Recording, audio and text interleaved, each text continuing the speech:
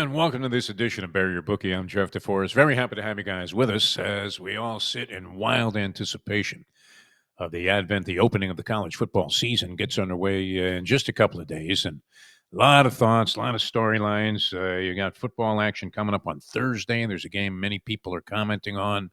And it seems to be a huge lean towards the underdog in this game, talking about Boise State and South Florida. We'll get into that in just a few minutes here. Boise State and South Florida. Big, heavy lean, I think, towards South Florida. They're getting 6.5 points against Boise State. Boise State, I didn't realize this. Since 2003, Boise State has the third most wins of any team with the exception of Ohio State and Alabama. So it's a winning program. They kind of caught a break last year. I guess it was a shocker after they got annihilated. They receive a bye as a conference champion in the first round of the college football playoffs, and then get throttled and embarrassed in their what would have been a second round game. They get a free pass in the first round and looked like they didn't belong. So there was a lot of controversy about the bye situation for the conference champions. I think they may have even addressed that and eliminated that concept because of the fact, maybe partially due to the idea that Boise State didn't belong at that level of competition last year, in spite of the fact that they're always a winning program. But coming out of the chute here, South Florida, well-coached team. Many people are recommending that you take a look at South Florida on the money line. I think you're getting plus 190 on the money line in that game. So many interesting propositions to start out the college football season and some marquee matchups to begin with. But we want to take a look. Yesterday, we had a little bit of a triumph. We recommended that you take Barbara Krejcikova in her first-round matchup against Victoria Mboko. And you're thinking, what language are you speaking to, Forrest? But that was one worth a look. You were getting, I think Mike Jones said that the line went down from plus 185 on Krejcikova, who is a slam winner and always very competitive, had kind of been a little bit off of her game, was coming back from, I believe, a series of injuries, none of which were so overwhelmingly crippling that she wasn't able to perform at all, but she had been coming back from these injuries and working her way back into form. And I just thought with her experience, everybody's all excited about Victoria Mboko, who came out of nowhere and then started winning. She was winning a bunch of kind of challenger-level tournaments and then won an ATP 1000 as she won in Montreal and mowed down a series of monsters to get to the final round. In succession, she beat Coco Gauff, the number 2 player in the world behind Aryna Sabalenka. She beat Lena Rybakina, who, of course, is a slam champion and always a very tough out, tall drink of water, and had been in pretty good form. And then in the final, she beat Naomi Osaka, who's on the comeback trail and appears to be back on her game after a series of issues, not the least of which was she was dealing with some mental issues that we saw. Which seemed to be ignited by that ugliness that Serena Williams exhibited when she was pissed off at the ball girl. And one of the, I guess it was a line judge back in the day when they had such things, and was going to remember she was going to shove a tennis ball up the line judge's ass. And she wasn't happy with the call. Very sore loser, Serena Williams. It was nice to see Venus celebrated yesterday. And what you had to think, was that her walk-off match? Venus Williams, who won a set. That would have been something that would have been worth a prop bet. Venus Williams to win a set against Muhova, one of the top-ranked players in the world, in the top 20. Venus making an appearance last night at the U.S. Open. But, yeah, she actually showed some spark. Usually it's a complete blowout, and you're asking yourself, why is she even doing this? Well, when Serena retired and had her final run at the U.S. Open, of course, she won a couple of rounds, and then the crowd was going nuts, and she was coming out there in outfits that looked like they'd be more appropriate to enter Madison Square Garden in a pro wrestling event, and really relishing the spotlight that was following her and the sharp focus that was on her, as there were people that actually thought she could win the U.S. Open. Talking about Serena. Now Venus hasn't been in that category for some time. I was surprised. She gets a wild card, deservedly so. If she wants to play, go ahead and let her. But there's always that question: are you depriving some deserving qualifier from having a shot, or some girl that's on the come that doesn't get a chance to play in the first round, needs the money that she would generate even by losing in the first round? But last night, Venus kind of distinguished herself, and it was an interesting reaction, because you had to think that this was the big send off. That she probably isn't going to compete in one of these tournaments again. We shall see. She didn't look horrible as she has in the past, a shell of her former self, but she sort of, I guess you could say, she ran out of gas a little bit at the end, and Mohova prevailed in a 3-set match, which, if you took the over in games in Venus, you were bolder than I am, because I would have thought she loses 6-2, 6-1. But she did win that second set 6-2, and then Mohova dominated the third set. But interesting action. No, we did take a look yesterday. We recommended you take Krejcikova at, I think Mike said it was plus 170 by the time it went off at post time. It might have gone even lower than that, against Mboko, who, wow, I mean, just really lit it up in a tournament in Montreal. She hadn't played since. She hadn't been in another event. So she's coming out for her first round match, and draws a very tough opponent. And most of the sentiment was with this Victoria Mboko. And that's why you can't get emotional when you're talking about wagering, because as great of a story as that was, the evolution of this young Canadian girl, a black girl from Canada who was thrilling in victory in Montreal, and of course well celebrated there, being of Canadian descent, but overbet in this case against the very, very capable Barbara Krejcikova, who you wouldn't be surprised if she made a little bit of a run at the U.S. Open. So Kachang, man, easy money yesterday if you were betting tennis. Now today, it looks very prohibitive. I don't know that we can make a recommendation with any kind of the same boldness that we did yesterday here on the show if you're looking at the U.S. Open. In fact, it gets into the whole concept of would you be willing to lay out a fortune to win $100? Are you willing to lay $10,000 out there for what appears to be a veritable cinch to win $100? Reminds me of the days, and there was a guy just passed away recently, one of the great handicappers of all time in thoroughbred racing, the great Professor Gordon Jones, who was a handicapper for the L.A. Herald Examiner for many, many years, and a delightful person, one of those guys. I don't know that he was Damon Runyon-esque, but he was just one of these delightful characters. He had been a professor, gave it up to kind of in the Andy Beyer mode, gave up what appeared to be a very intellectual pursuit to become a horse racing handicapper. I believe he was very, very successful. He was one of the early advocates of pick six wagering and getting involved in what would be a vertical, what would it be? Yeah, vertical, horizontal as opposed to vertical. And, betting multiple races as opposed to daily doubles. Pick threes, pick fours, pick fives. The pick six became very popular in California. And Gordon Jones was a huge advocate of that. He even got together these seminars where people would contribute. They buy a big ticket. They hit a bunch of them for a lot of money. And he was always thrilled when a guy, and we've talked about this on the show over the course of the year, there was a guy that was characterized as the Phantom Plunger. And the Phantom Plunger, what was a better, and you would see this very easily, was very visible as they put up the individual pools. Not sure that you see so much of this anymore, where they show you what's in the win, place, and show pool. That always was a fascinating thing when the tote board would click over and you'd look and see, oh, look at that. There's $200 bet on this horse to show. And then all of a sudden, out of nowhere, there would be $100,000 bet on the horse to show. And it was the Phantom Plunger. And he was betting $50,000 and $100,000 units on horses that appeared to be absolute cinches to win the race in the show position, where the state mandates were that you had to get 5 cents on the dollar. So you're asking yourself, is it worth it to put up this kind of money to make 5 cents on the dollar? You're making $2,500 on a $50,000 wager, $5,000 for putting up $100,000. Immediately, you're saying to yourself, any rational, sane person is thinking, well, if I have the $100,000, do I really need the 5? But where can you make 5% on your money that quickly? I don't know whatever investment you're making. Now, this happens to be high risk, but the Phantom Plunger was doing it on circumstances and situations where there appeared to be no risk.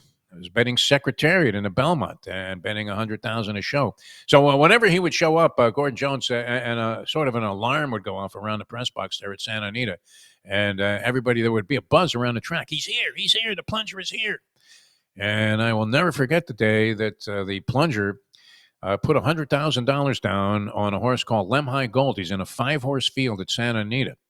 The horse had debuted in a stakes race and won for fun under the auspices and the training guidance of the great late Laz Barrera, who was inclined to have a monster stable. And in this case, Lemhi Gold had come out in a stakes race first time as a maiden and won, and then was racing for the second time in his career. And it was a field of only 4 competitors. So there were 5 horses in the field. So they allowed show wagering, which was surprising. You would have thought maybe the track would have asked for special considerations from the state where they didn't have to allow show wagering because they were going to take a beating having to pay out the mandatory 5 cents on the dollar that was mandated by state law. So the plunger goes out there, puts $100,000 on Lemhi Gold to show. Everybody's all excited about it. Gordon Jones is running around like a maniac in the press box. Hey, he's here, he's here, he's here. And sure enough, Lemhi Gold gets off to a very awkward start. It started raining shortly before that race got underway, before they went into the gate. The track got sloppy very quickly at Santa Anita at that time. And Lemhi Gold gets off to an awkward start and then is coming on like a freight train after being behind most of the way in the race. All he has to do is get third in a 5-horse field, and there's a 4-horse blanket finish for the win. 4 horses, noses on the wire. Lemhi Gold ends up fourth, and $100,000 evaporates up into thin air. And the Phantom Plunger then has to win his next 20 bets to accommodate for the fact that he blew $100,000, and that's a lot of times to go to the post with that kind of risk. So I was never a fan of this sort of thing. I don't have the money to do it, and I think many of you may be fortunate that you're not in that same position. But circumstance arises today, and I don't know who takes this action. Because you have in the U.S. Open, Jannick Sinner is going out, number 1 player in the world. Sinner, last time we saw him, he was retiring from a match against Carlos Alcaraz, who, by the way, I don't know that anybody would have bet that he would have come out with that haircut that he had. I mean, I don't mean to look. I love Alcaraz. He's as engaging a character and as enjoyable a player to watch as you'll find in any sport. And he's an easy guy to root for. Has a tremendous attitude. Seems to be very generous with sharing his time and his affection for people, and going out there signing every autograph, posing for every picture. Everybody sticks a camera, phone in front of his face. He's giving him a selfie with a big smile. He seems to genuinely enjoy the game. He's been in any number of tennis bloodbaths, but the last time we saw Sinner on the court, he was retiring in Cincinnati against Alcaraz. Now, this was some kind of bizarre virus that he had, probably very temporary. I'm sure he's okay, but you have to lay 10,000 to win 100 today on Jannick Sinner. Not exactly an appealing thing. Who takes this action? I guess you'd be more than willing to go ahead because, as I said, in the case of the Phantom Plunger, all you have to do is have this happen once, and if you're the bookie, you're good for the next 20 times that this situation occurs. But a lot of prohibitive favorites on the U.S. Open slate today. That hasn't been the case because there have been some nice upsets. We saw Madison Keys get beaten yesterday. She had to be a prohibitive favorite against a Mexican girl who was ranked number 85 in the world and appeared to have no chance. Madison Keys goes out there. You never know on any given day. It's surprising. You see these veteran players like Keys, who won the Australian Open in improbable fashion earlier this year for her first ever Grand Slam win. She's been around for a while, very likable young lady, and seems to do all the right things, easy to root for. American girl that finally, broke through, won a slam. But since then, she hasn't been all that great, and she loses yesterday. Had to be enormous odds against her losing that match. And so you can find these from time to time, but there are a bunch of them, and I don't know if I want to embrace any of them here. You have Naomi Osaka out there, and I'm looking at some of these prices here. On the women's side, Osaka is minus 1,000 in her match. You have to bet 1,000 to win 100, so 10 to 1. And if you like the opponent, you're only getting plus 550. Big spreads here in tennis. So the bookies taking advantage of the middle turf there. Coco Gauff is minus 2,500. against Isla Tomjanovic, who is well known. If you saw that Netflix feature, Breakpoint, you saw Tomjanovic on a couple of different fronts. One, she was dating Matteo Berrettini, the handsome Italian, who has been plagued by injuries and isn't on the tour right now, not competing in this tournament. And she also was the one who defeated Serena Williams when everybody thought Serena was going to win the U.S. Open that year. She had won a couple of matches. Tomjanovic goes out there. The entire crowd is all over every shot that Serena takes and makes. And Tomjanovic, to her credit, hung in there. Looked like she may have been able to use that match as a springboard, but she hasn't had the kind of success that you might have anticipated for her since. And you're getting plus 900 with Tomjanovic against Coco Gauff, who of late has shown tremendous vulnerability with the double faults. So I don't know if you want to take a shot with that. I probably would pass on that, thinking Goff's probably going to win. One that maybe has a little bit of appeal here, although it might be an even bigger long shot than Tomjanovic and Coco Gauff, but you're not getting the same kind of price. You have Anna Blinkova, who's had some favorable results, is not the type of player that you figure is going to be going very deep, quarterfinals, semifinals of the tournament. But is it possible she wins a round? She's in an opening round match against Jessica Pegula, who's sort of been up and down as a betting proposition. You're only getting plus 450 on, or plus 425 on Blinkova, and you have to lay 650 to win 100 on Pegula. So not a lot of romance in betting the favorites in these spots. If you can spot one of these upsets, it could be monumental for you. There are a couple of others on the men's side that also seem to have some appeal, but enormous lopsided favoritism for players like Alex de Minaur and Alexander Zverev in their matches against, I don't know if it's Bob Dylan time with these guys, but relatively complete unknowns. So we were happy yesterday, very lucky. We got the score with Krejcikova, and it couldn't have been any easier. I mean, she blows Mboko right off the court there. I think it was 6-2, 6-2, and you were counting your money in less than an hour. So always interesting to look at some of the U.S. Open. As we get to the second round, I'll probably be able to give you some more picks here because today just looks like a lot of lopsided matches. All right, college football coming up over the weekend. The game I'm looking at is right here in our hometown. It's Notre Dame and the University of Miami. And we always talk about how you have to factor in the Cristobal factor. Mario Cristobal, article in one of the local newspapers today alluding to what everybody talks about here in Miami and South Florida, and I would imagine around the country as well. Is Mario Cristobal enough of an impediment that you have to factor in 3 points for the other team just based on his coaching blunders alone? We all saw that whole Georgia Tech thing. That was ugly. We've seen his teams come out completely unprepared against lesser opponents.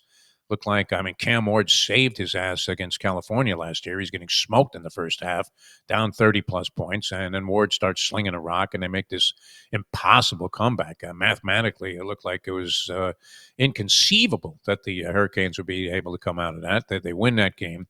I would imagine they failed to cover the point spread in that one. We saw them against South Florida, who we want to talk about as well. South Florida in the first half is toe-to-toe with the Hurricanes, even though they appear to be badly outmanned. They ended up losing the game by a significant margin, but the fact that Mario just gets wiped out early in ball games speaks very poorly of his game planning and his motivational skills in terms of having a team primed and ready to break from the gate and do what Hurricane teams in the glory eras used to do, and that is just mop the floor with lesser opposition and start being in the category where people were accusing them of running up the score, which I'm not a big advocate of the whole argument about running up the score because you know what? If you're the other team and you took the game, figure out a way to stop them. You're down 40 going into the fourth quarter.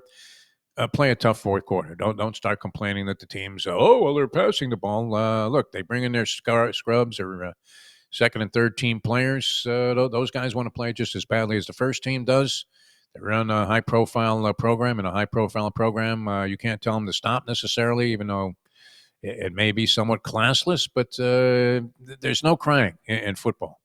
So if you're one of those fans, I can't believe they ran up the score, just stick it where the sun don't shine because you really, as much as it might be more advantageous for your favorite team to go ahead and just run out the clock, There were people that bet the over. No, it was it's one of those considerations where look, do something to stop them.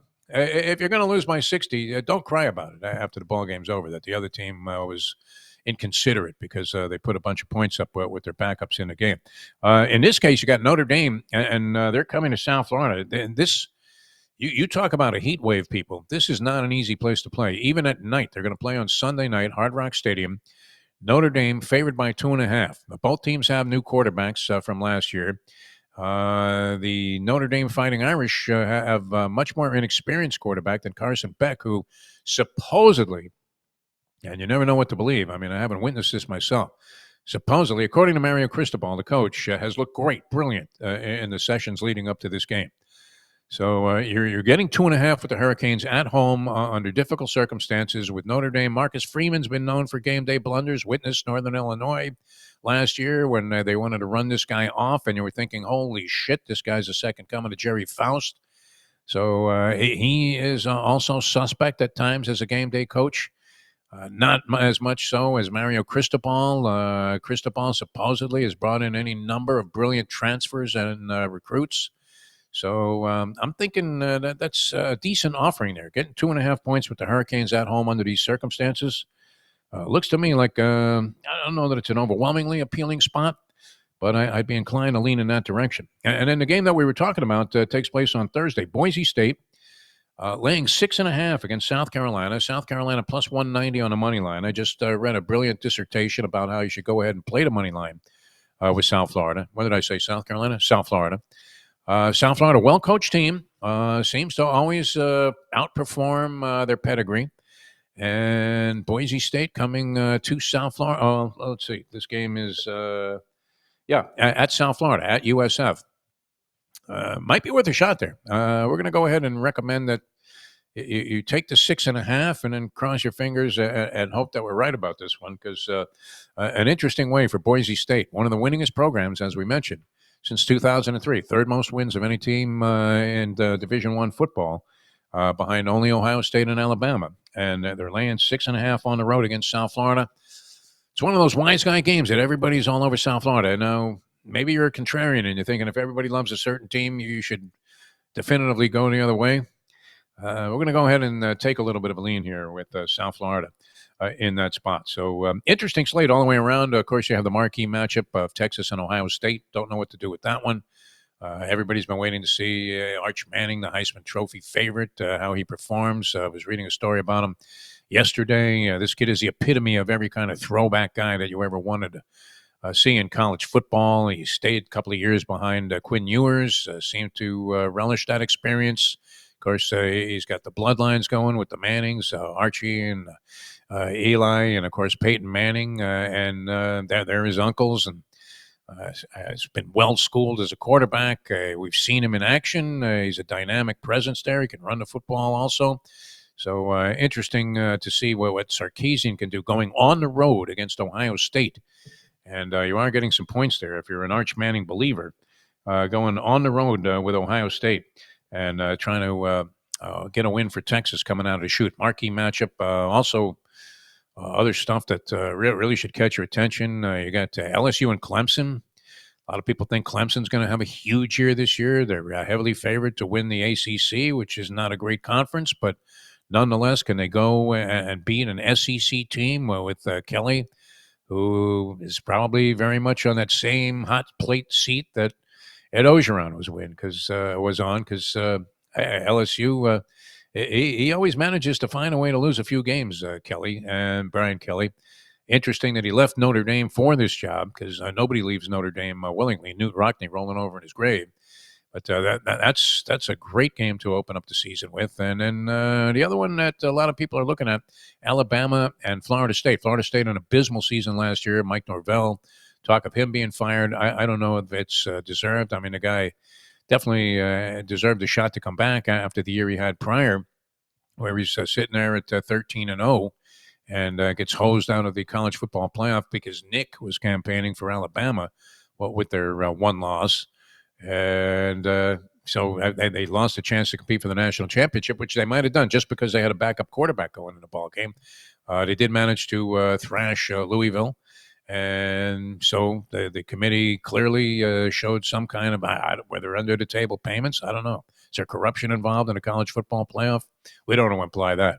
But there may be blindness, and certainly that was an aberration of sorts, where you have an undefeated team that's denied a chance to compete for the championship because they had an injury, which the committee says it takes into contention. Can Florida State bounce back and be any kind of a factor against Alabama?